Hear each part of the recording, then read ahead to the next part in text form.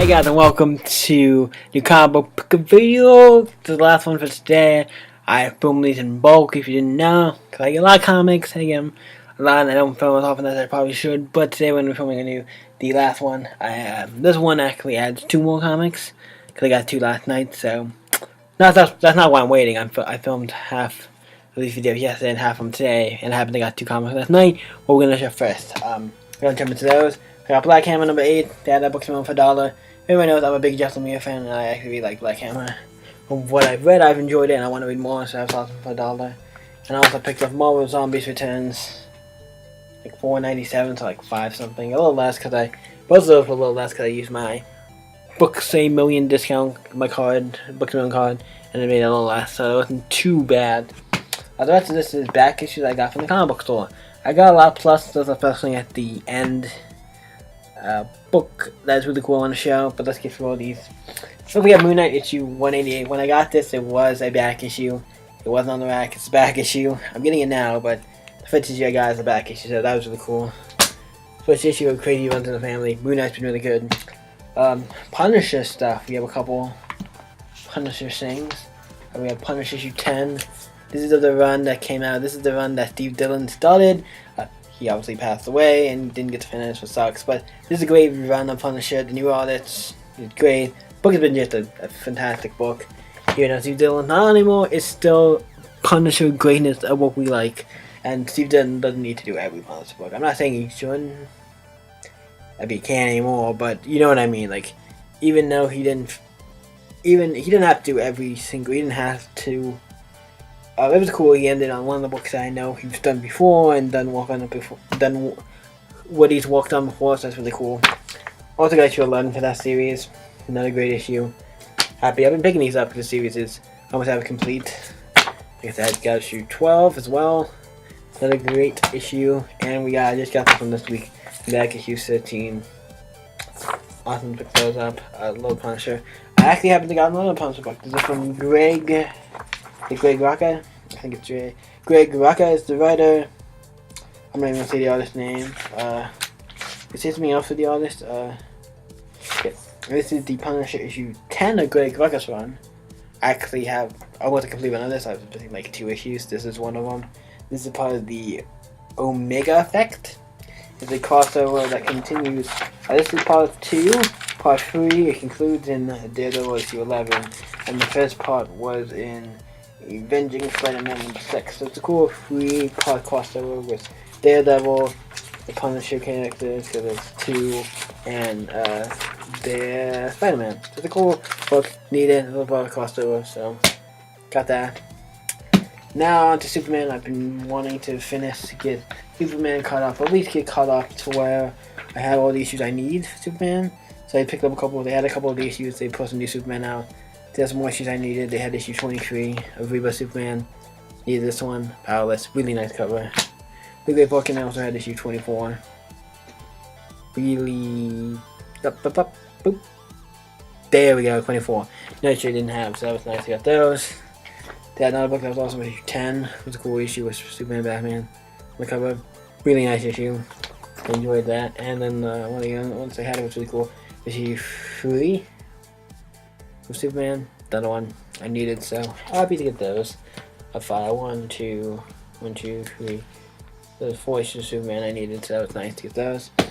Last but not least, almost last but not least, we have a couple single issues to go through first, and then we have getting them kind of not in order, so that pisses me off. I wanted them to be in order, but they're not. So yeah, we're gonna have to. Give me a second here. Or at least put them in somewhat of an order. The way I want them. Okay. Everyone knows I love Cartoon Network and love Cartoon Network stuff. They made a bunch of Cartoon Network comics. If you don't know, DC made a bunch of them. One of them they did was Dexter's Laboratory. This is issue number 3. Really great book. Some great art. Really fun issue. That was awesome. We also got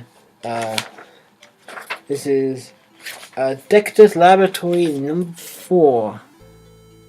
And I'm going to make us open the book. I'm going to take a crack in it because the writer says Dan Slott is the writer. I do not know if it's Dan Slott from Amazing Spider-Man, but that's kind of cool. I think, guy. So I don't know if he's ever walked at DC. If he hasn't, well, obviously if he wrote this, he did something. But yeah, it's really. I mean, it's not making too much sense because I know he wrote that one Ren Snippy comic, maybe more. So yeah, that doesn't really make too much sense. Also got issue 17. Another issue. This book actually lasted a good while, and I'm glad it did because it's cool. It's great.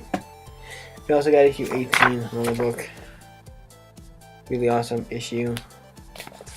Enjoyed that one. And then we got issue 25. It's a cool and special issue. Why is this comic so special, mind you?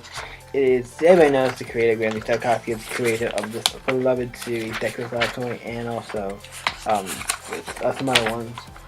But this issue is Granny Tarkovsky and Paul Ruddis, other writers, so Granny Tarkovsky helped wrote this issue. And then Granny Tarkovsky did the pencil for this issue. He drew this entire issue, and it looks like what you expect from, I'm going to find a good page. I'm looking for a good page, unless I can find one. Not really. Yeah, it works. Granny Tarkovsky walked on the book, so that was cool. He walked on an issue.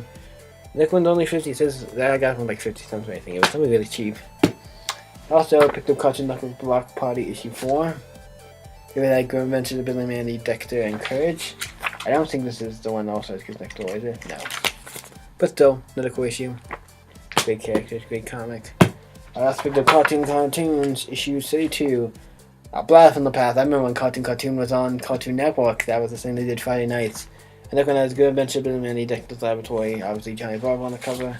It also has something else. Is this the one that does it? Yeah. It also has two, like, one page. You can't see Kids Next Door comics. So that was cool. Written by the guy who did Kids Next Door. He wrote one of them at least. Then we got Cartoon City. Obviously has Dexter's Laboratory, Johnny Bravo, and Codename Kids Next Door. Another book that is pretty awesome, and I really enjoyed it. It was a lot of fun.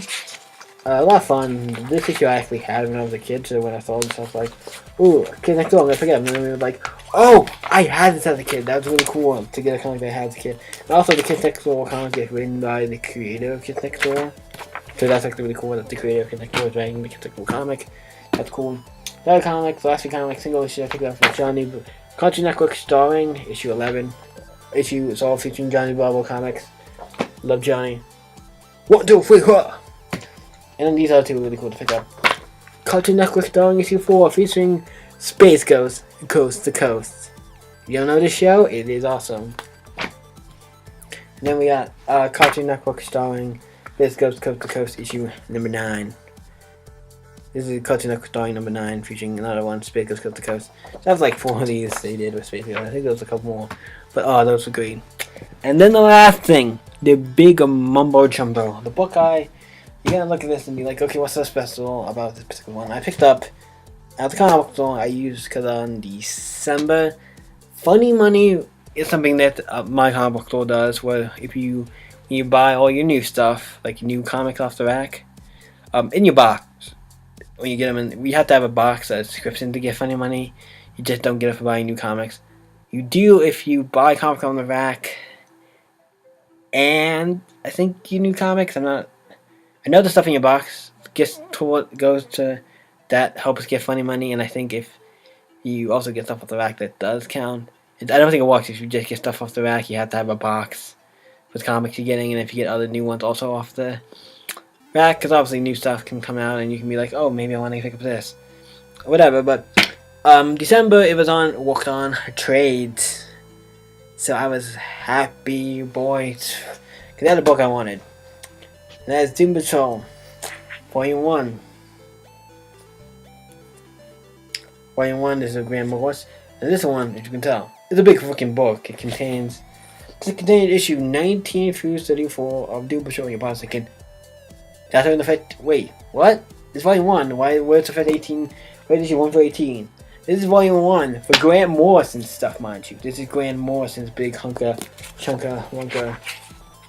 There's a Grant Morrison stuff, and I'm the beginning of Grant Morrison, and he starts in issue 18, and it's the way it continues on from 19 and on. He goes 19 and writes like a good chunk of the book. So he and his run is like the most essential one, and one of the ones that everybody remembers this run, because it is one of the best runs in the. I think it's the best run of Doom Patrol maybe ever. It's really cool. And why did I pick up this book?